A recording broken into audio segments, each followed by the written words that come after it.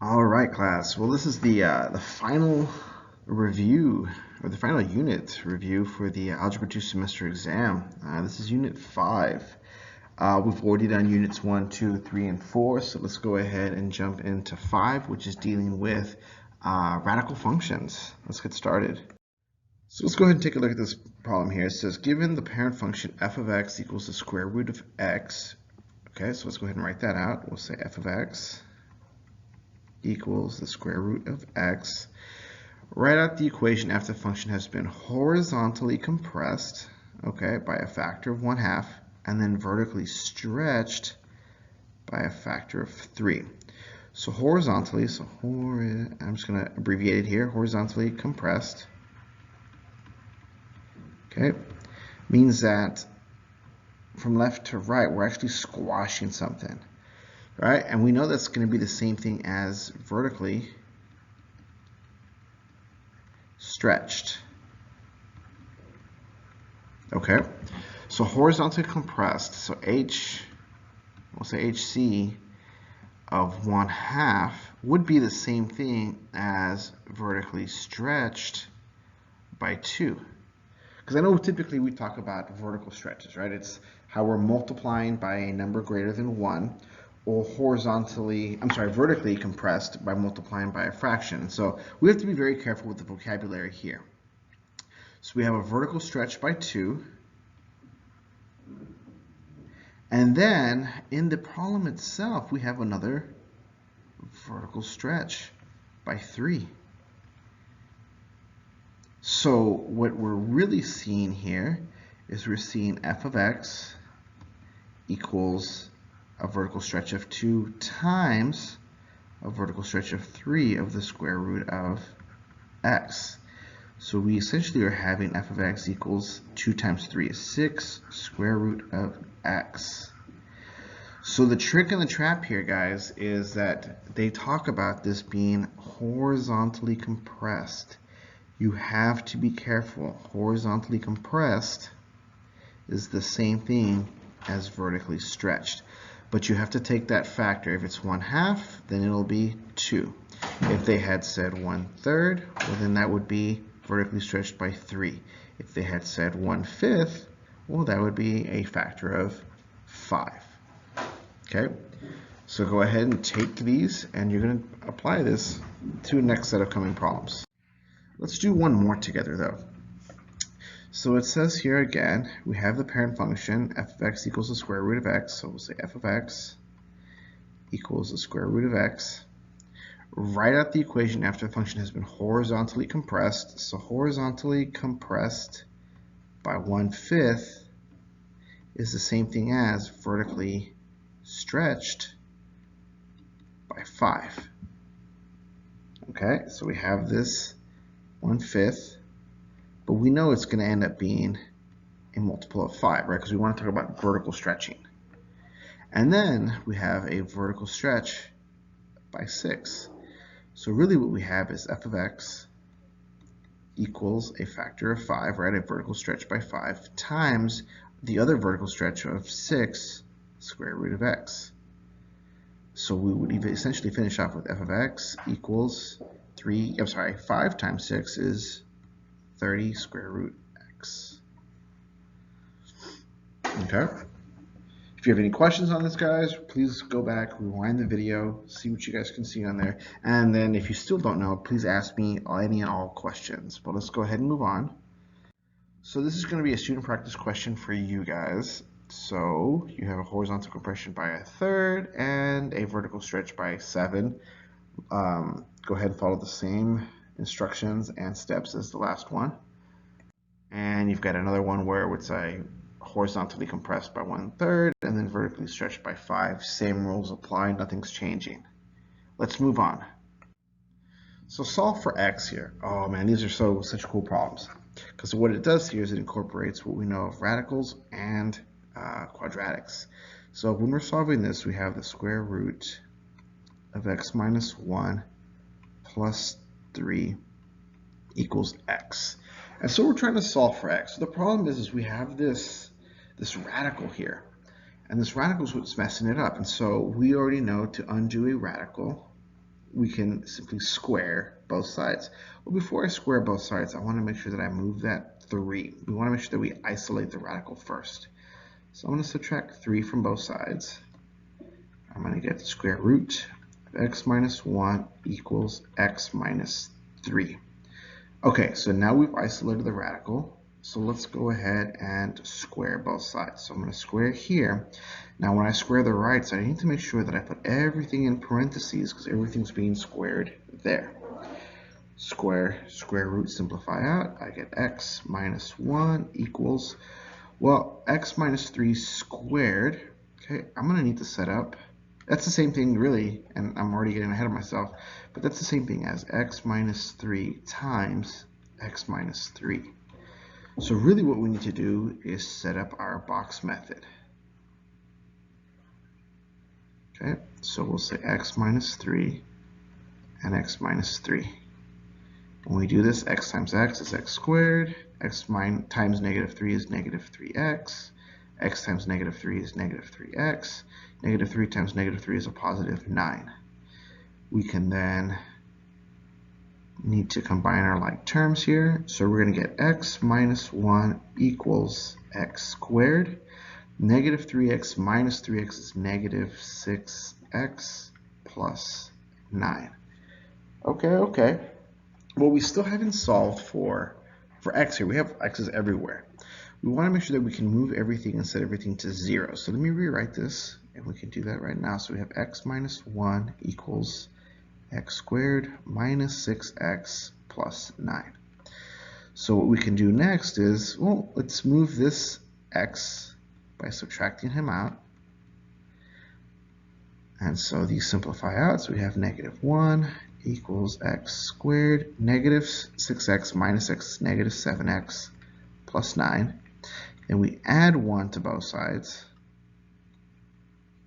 So we end up getting 0 equals x squared minus 7x plus 10. So we have two ways we can solve this. You can use the quadratic formula, right? You can say x equals negative b plus or minus the square root of b squared minus 4ac all over 2a, or we can try factoring. So factoring, we can set up our two sets of parentheses.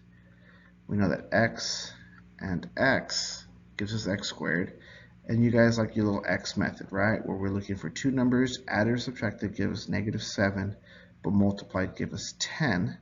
Or that would be negative 2 and negative 5. Negative 2 minus 5 is negative 7. Negative 2 times negative 5 is positive 10.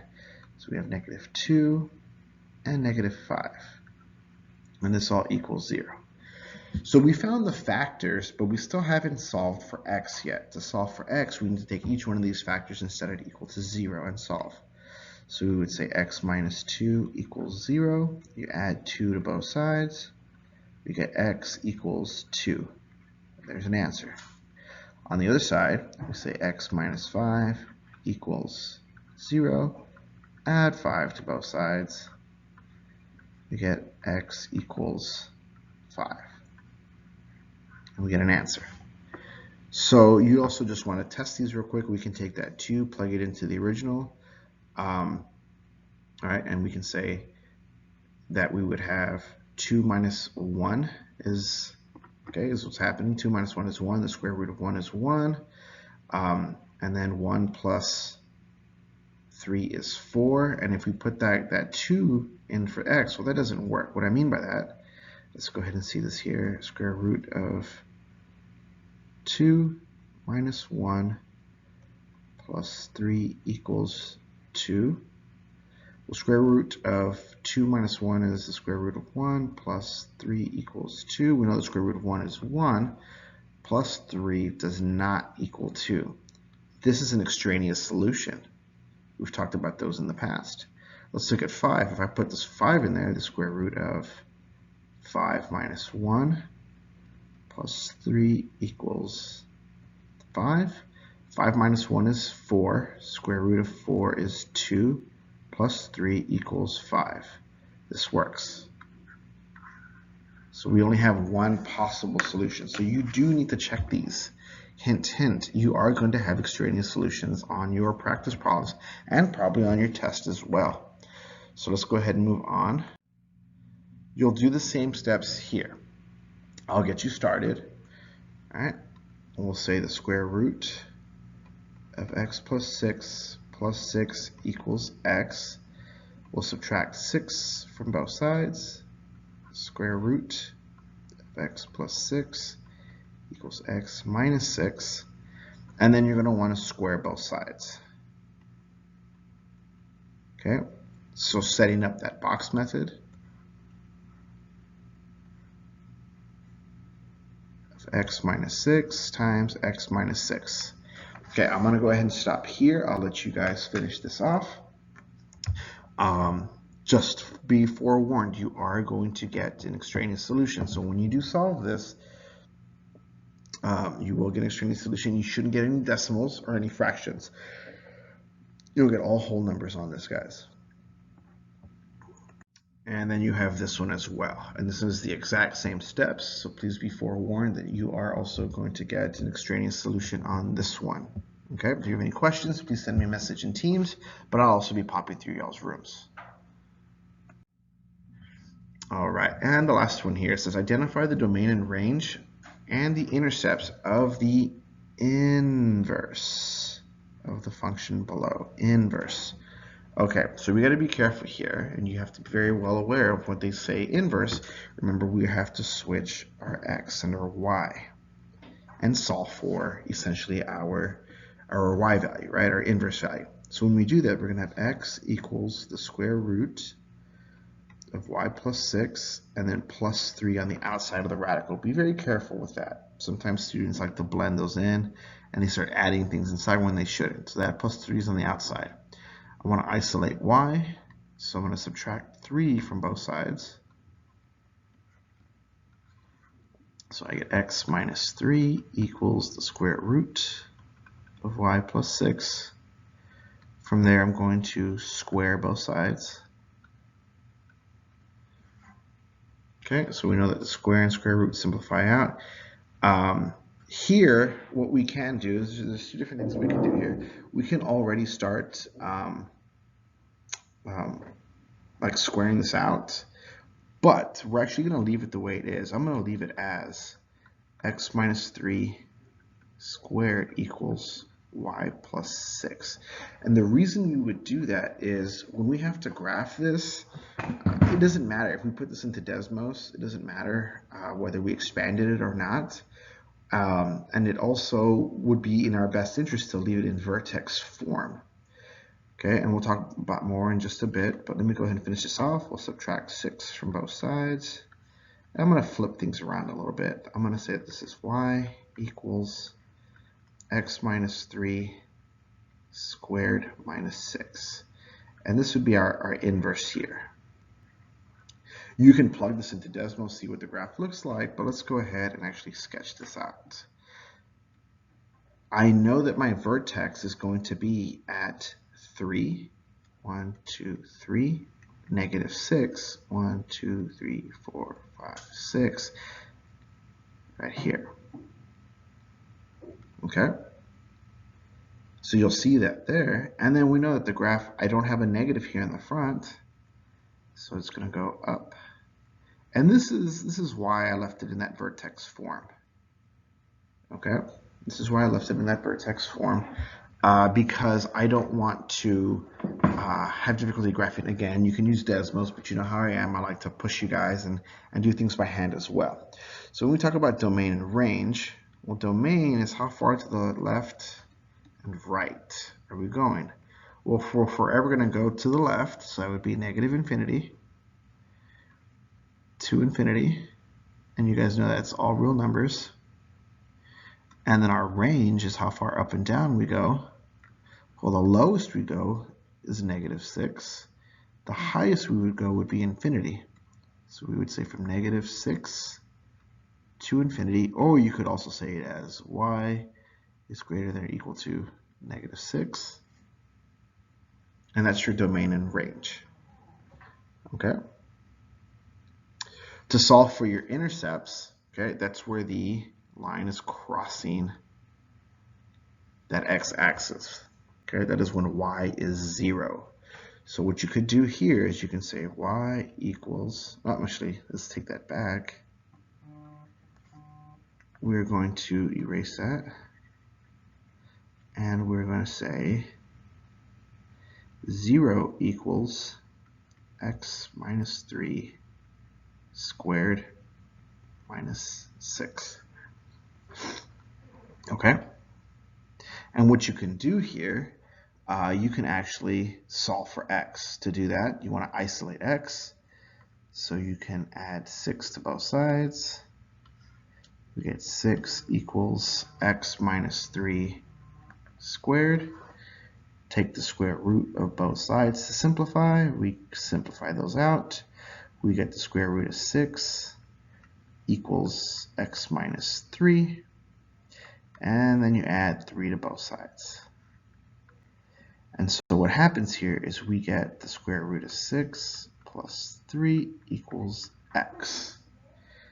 And the way you get your two numbers is you have to remember that this is actually plus or minus the square root of 6. But you can go ahead and use Desmos to solve that out. Okay? Let's go ahead and move on. So this is going to be your practice problem. You can use Desmos as well to help out. And you have another practice problem. Guys, this is going to be it for our semester review for Unit 5, and actually it summarizes and finishes up everything for our entire semester review. You definitely want to get all these done before Monday, because we'll be reviewing the following week, and just getting you guys ready. But if you have any questions, let me know, and we'll see you all later. Thank you. Bye-bye.